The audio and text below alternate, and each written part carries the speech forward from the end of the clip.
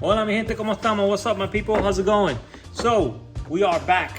I just got back from my business trip. You saw at the start of this video, the bike was still at the airport. No one stole it.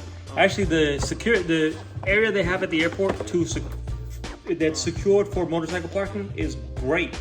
I really like the experience, so I'm gonna do that again.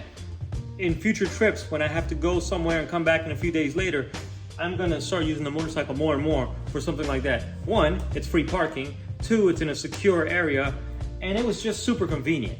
And it is such a stress relief when you come back from a business trip. And whether it went good or bad, when you come back and you get to get on two wheels and ride, it's phenomenal. So today we're gonna do two things. One, we're gonna take off this tall windscreen. The reason I'm taking it off is because when I was riding at night, when I came back from the airport, my flight was super delayed. First I had a flat tire, then I had the problem with the intercom or something. So the flight was delayed, so we got here super late, it was already dark, and I had to look through this tinted screen at night, which is not fun. I could see fine because you can see it's not that dark. You can see through it, and I could just, lean up and look over the top of it. But I just didn't like it, having to look through that tinted screen. So that's one reason I'm taking off. The other reason I'm taking off, it's warm today. It's gonna be, the summer is ending. So we're in fall now, but we still have warm weather. And today and tomorrow's gonna be the last two hot days. And then the temperature trend for the rest of the month is cooling down. The rain is coming back. So we're gonna take this off so we can get air on us and put the short screen on. Also, look in the background there. Let's see, put my finger back there. We got a new seat. I'm gonna show you that in just a minute. Let me change this screen real quick.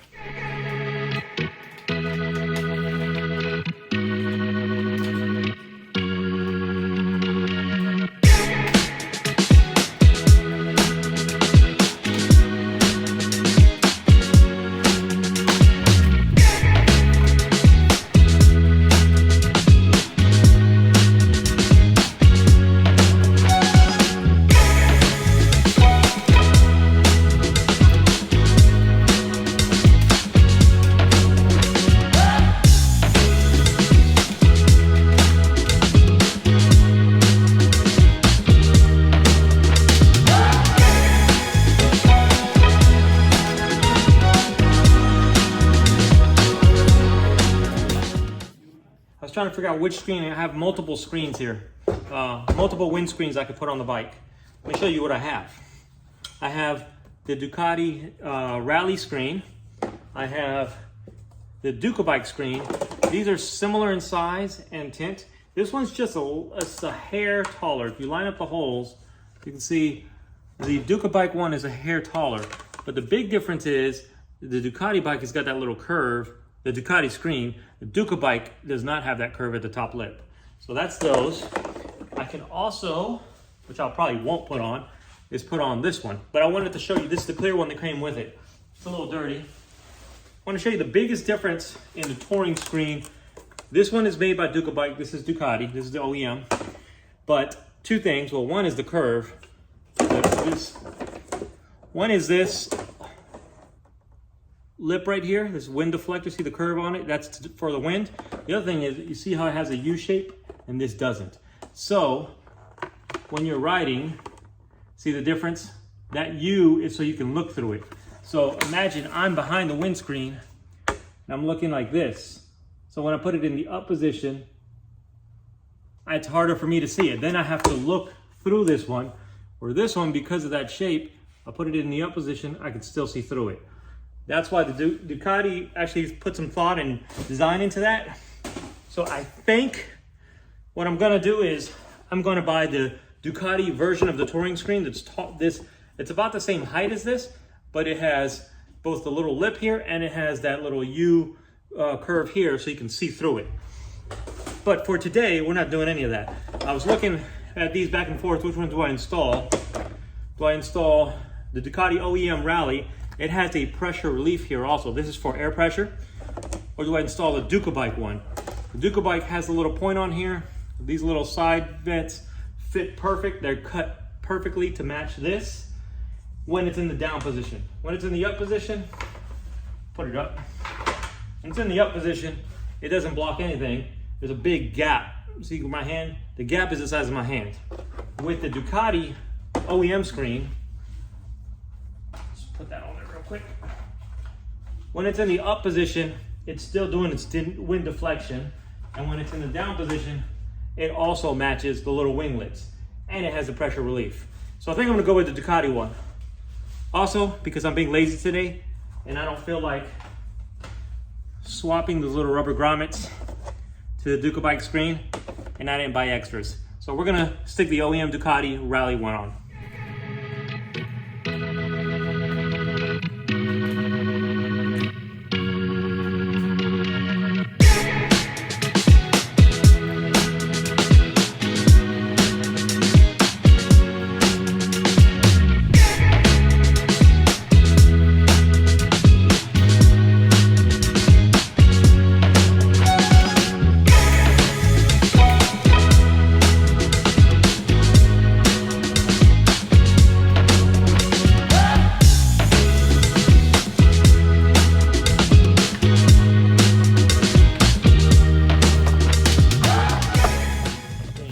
They put some thought into this, because if you look right here, see the angles, how the angle comes up and then comes across. This is all meant to flow together. These angles, they mesh the winglets.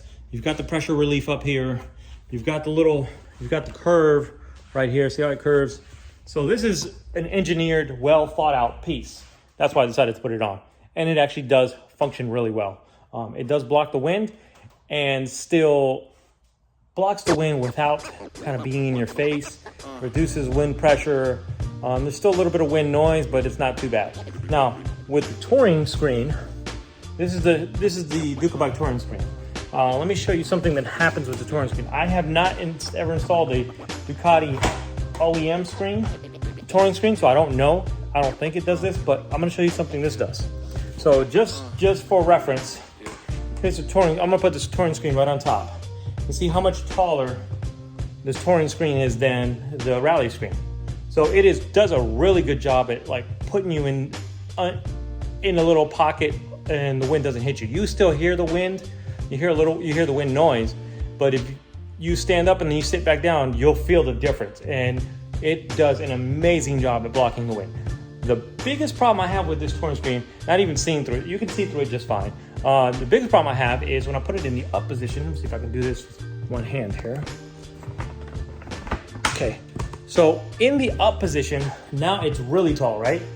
But also, because it doesn't have a pressure relief, these little winglets start doing this really badly. They start shaking like crazy in the up position. And it only happens with the Ducati screen. It does not happen with this rally screen or the OEM regular standard size screen. So I don't think it probably doesn't do that either with the Ducati branded touring screen, because Ducati touring screen is wind tunnel tested and it's an engineered piece to go with all these other parts. So it's all designed to work together. So I'm pretty sure the Ducati screen works just fine. Just not cheap. So for touring probably this winter season, as it gets colder, if I want to tour on this bike, I'll probably buy the Ducati touring screen. But for right now, this looks good. This is how I want to look the bike. This is how I'm gonna drive it. I actually like this really short screen. Personally, I didn't know this until I had my previous Ducati. I love riding with no wind protection, because then you're in clean air and you have no turbulence and it's less noise. Yes, you have air pressure on your chest and your body, but there's no noise. It's wonderful. So I like this low, small, minimalistic windscreen setup. Plus the bike looks better. You don't have this big, tall windscreen. The seat, let me show you the seat. So we decided to go with a Corbin seat. Now, I didn't spec this seat out. I bought it secondhand. It is brand new. The person who bought it spec'd it out. They got it. They didn't like the color, I think is what they said. They put this leather cover on it and they expected it to be different. I don't know. I don't know why, because I think it looks great. But some of the things on here I would have spec'd out. For example, the Corbin logo here with the Italian flag, that would have been me. I would have 100% done that. The deviated stitching, I would have also done that. Now, I've had Corbin seats in the past. And my ex-Diavo, I think I got a picture of it. I'll put a picture up here if I have it. My ex-Diavo had a Corbin seat, and it was super comfortable.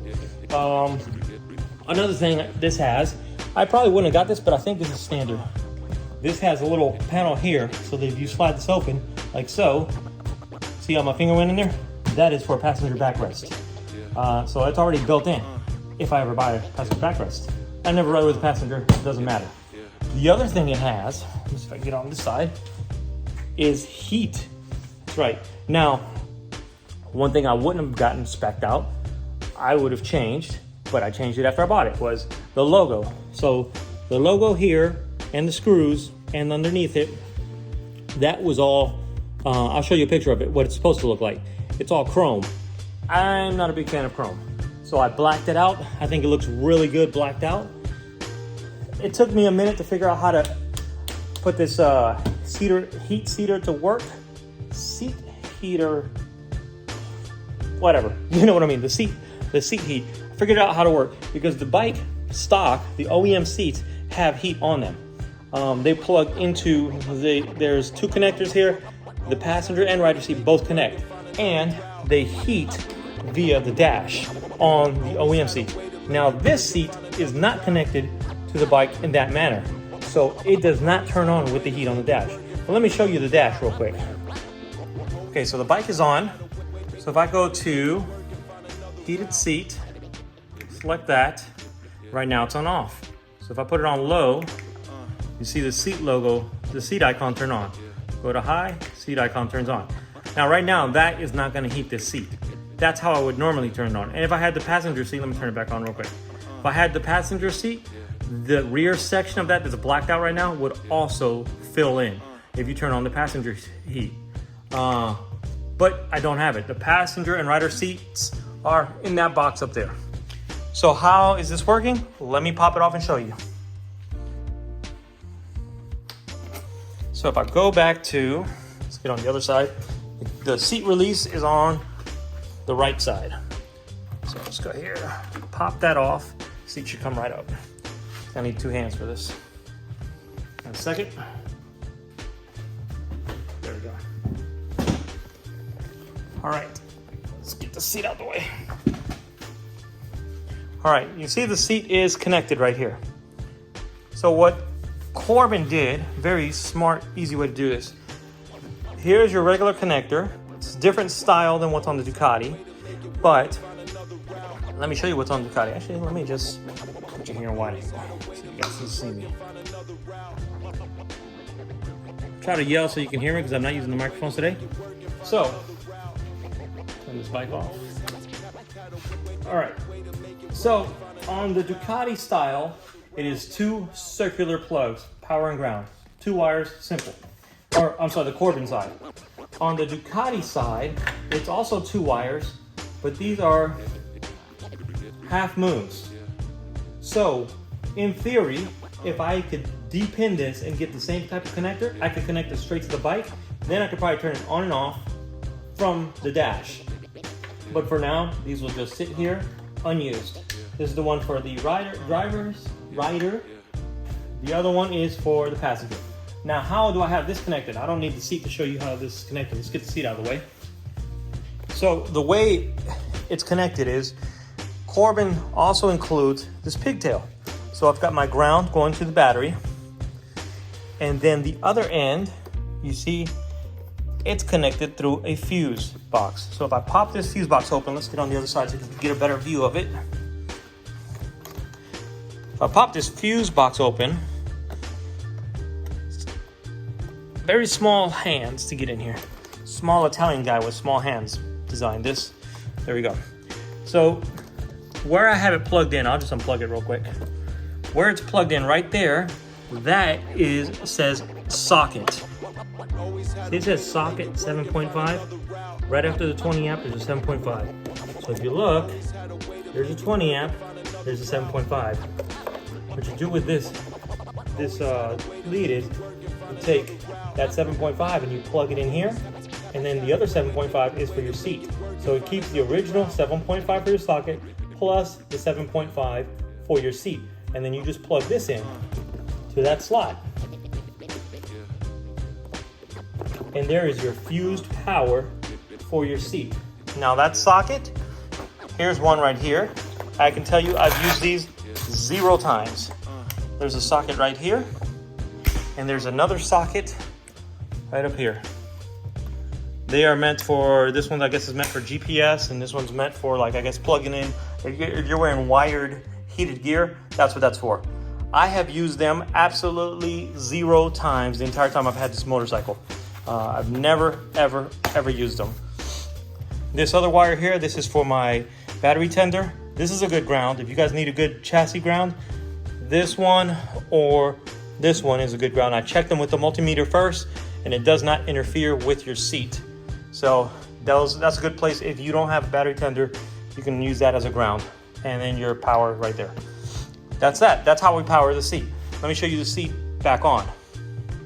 Before I show you the seat back on, one thing I learned, and I did not know this before I bought a Corbin seat until I tried it. So you see the 2 slots here? This is for your upper position. This is for your lower position.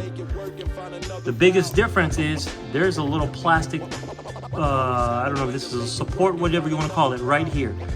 For the factory seat, it fits perfect here and here. And I guess for the factory seat, it's meant so your seat doesn't slide back and forth. Well, with the Corbin seat, you cannot put it in the upper position because the 2 tabs that would fit in here are too wide, so they only drop into the lower position. The tabs I'm talking about are these. And you can see already, see that corner? See how it's chafing? That corner is chafing because it does not fit into that seat slot. I did not know that. I don't think almost anybody's aware of that until you get the bike. Corbin's probably aware of it, but I have not seen anyone discuss it or talk about it. So it's probably one of those things that people are not aware of. I just want to make you aware of it if you decide to get a Corbin seat. Let me put the seat in real quick. Plug in the heater.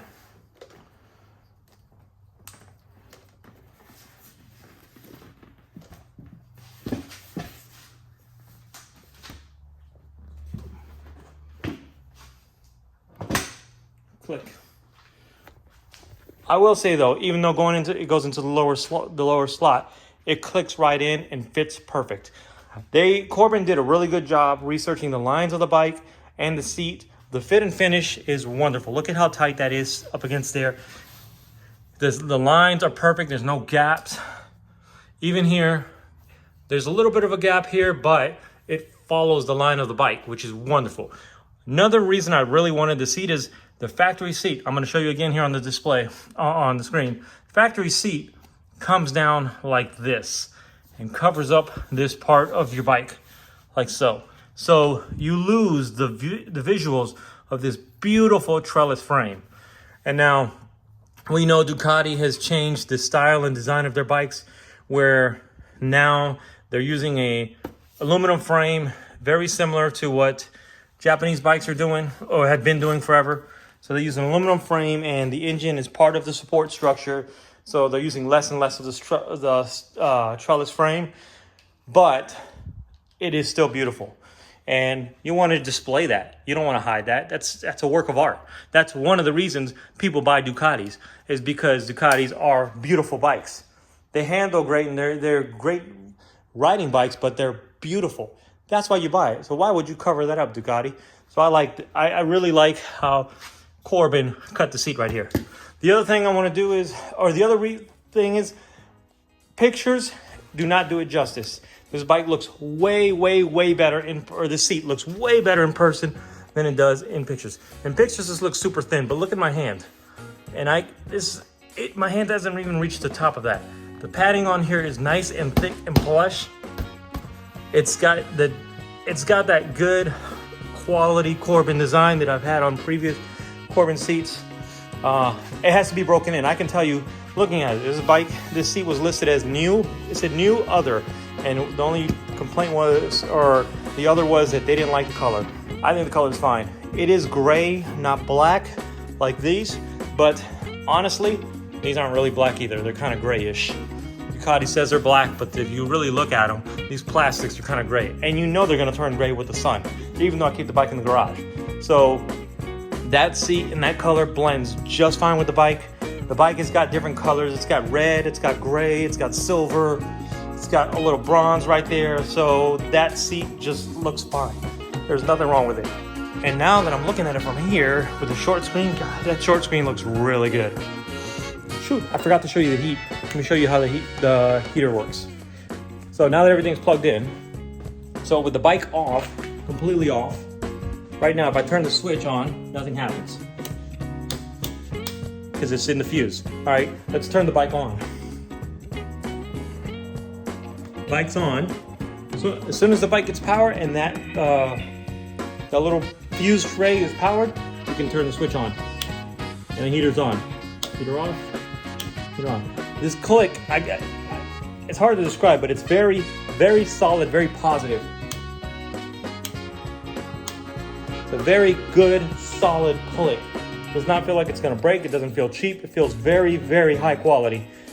I have sat on here last night with the heater on, and it works exactly like the OEM heat. The heater will work for 90 minutes. Then after 90 minutes, it'll turn itself off. And so if you need heat, you just cycle the switch on and back off.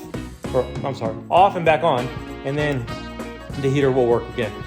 So Corbin did a really good job sending that pigtail, made it easy, dummy proof, made it really easy to just plug that into a fuse slot and put that fuse back into the extra piece, and it's easy.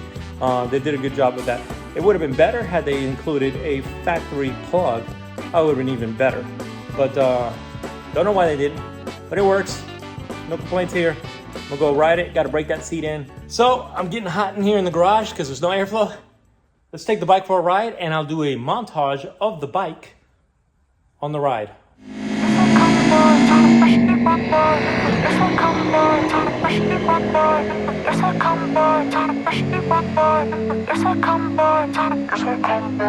I just wanna be the best that I am. Not call it anyone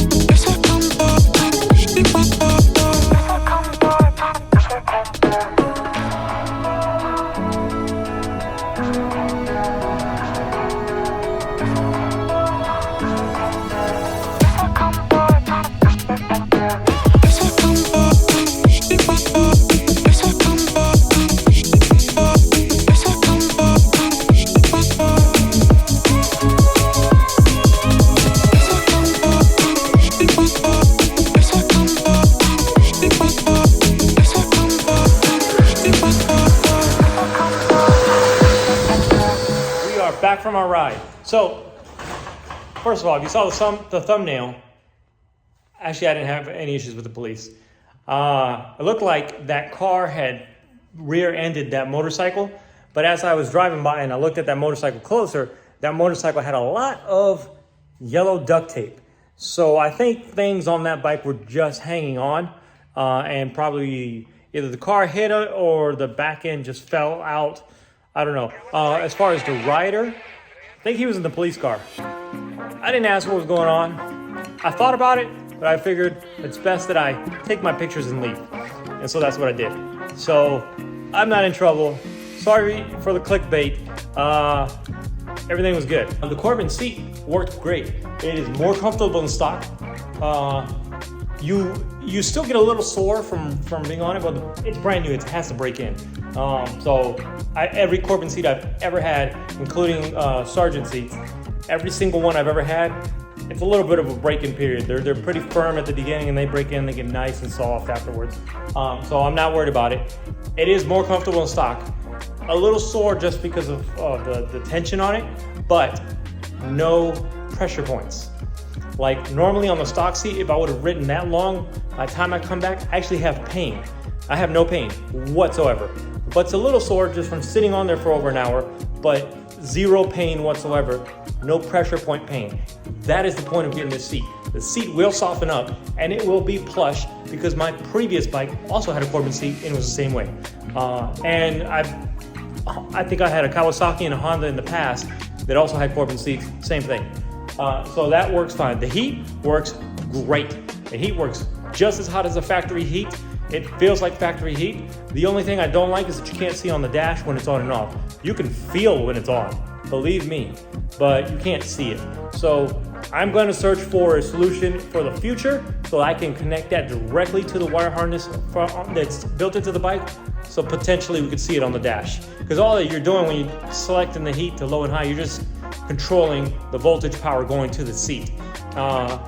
So I think it's possible to do that. I'm not sure, but we'll find out. But for today, seat works, more comfort, heater works, bike drove and handled great. It was good to get on the bike on a Sunday and just blast. It's a great bike. It has all the bells and whistles. But I just don't ride it as much. Why? Because of that. It's that car's fault. I don't ride that much. Because that is just a phenomenal thing to ride. It's a visceral, amazing driving experience. I will say the suspension is better on the Italian bike. Don't tell the Germans. I'm gonna go inside and get a cold drink because it's pretty warm. Even with this summer jacket on that lets the air go through it, I'm kind of hot. So I'll catch you guys on the next video with more Porsche content. See you soon.